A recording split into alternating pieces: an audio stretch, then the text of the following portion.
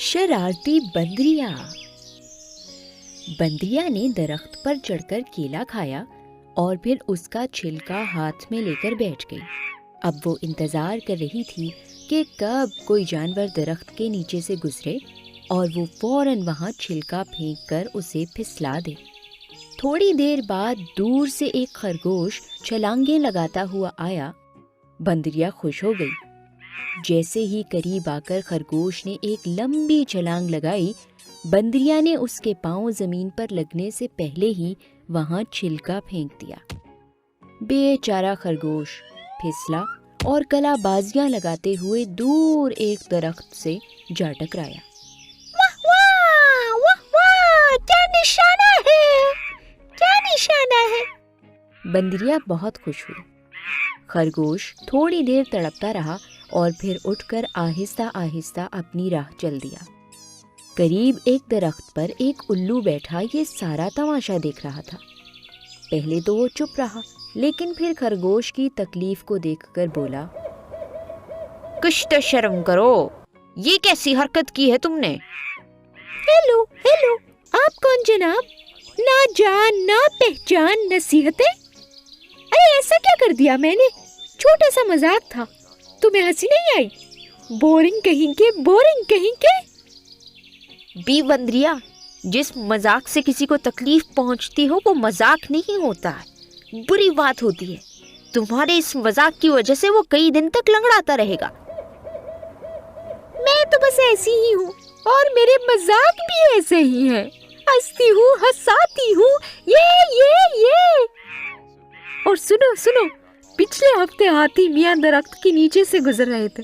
मैंने सीधा उनकी आंख में एक नारियल फेंका। क्या निशाना था, क्या बताऊं अब। अल्लाह ही तुम्हारे हाल पर रहम करे, उल्लू ने कहा और वहां से उड़ गया। बंदरिया के ऐसे मजाक पूरे इलाके में मशहूर थे और सब उससे बचकर ही रहते थे, लेकिन फिर भी वो किसी ना किसी को जरूर निशाना बना लेती थी। वो मजाक जो किसी की तकलीफ की वजह बन जाए मजाक नहीं होता। जैसे झूठ बोलना, चोरी करना बुरी बात है, ऐसे ही किसी को तकलीफ पहुंचाने वाले मजाक करना भी बुरी बात है। एक दिन बंदरिया अपनी कारस्तानियों से फारिग होकर मजे से दरख्त के नीचे सो रही थी।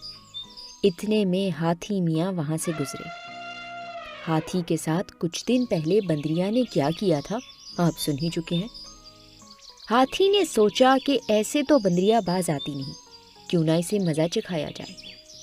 ये सोचकर हाथी ने खूब जोर से अपनी सूंड घुमाई और बंदरिया को दे मारी।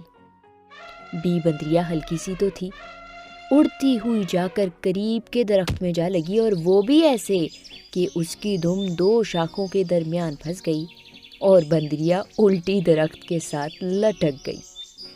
उसने चीखना चिल्लाना शुरू कर दिया। क्या हुआ? अरे मैं कहाँ हूँ? हाथी ने हंसते हुए कहा, मजाक था बी बंदरिया, मजाक था। ये कहकर वो बंदरिया को लटका छोड़कर आगे चला गया। बंदरिया चिल्लाती रह गई, अरे ये कैसा मजाक था? मुझे उतारो, अरे मुझे उतारो वरना मैं दुमकटी हो जाऊंगी। अरे कुछ देर में जंगल के बहुत से जानवर जमा हो गए।